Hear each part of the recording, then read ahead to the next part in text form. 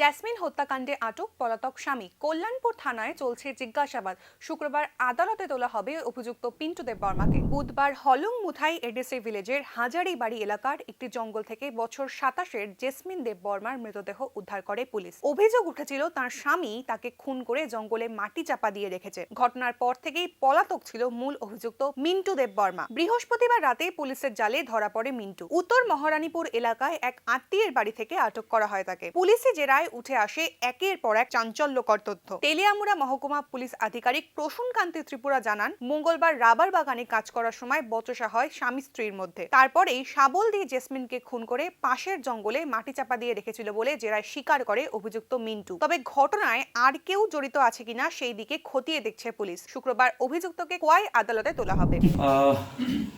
Team Kalyanpur থানাকে আমি ধন্যবাদ জানাই,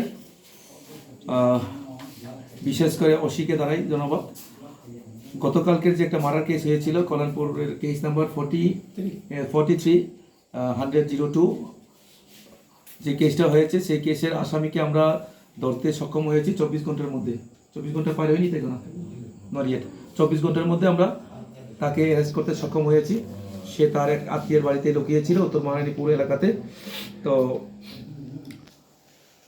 কালকে আমরা কোর্টে সুপার করব এবং পুলিশ রিমান্ডের জন্য আমরা প্রেয়ার করব।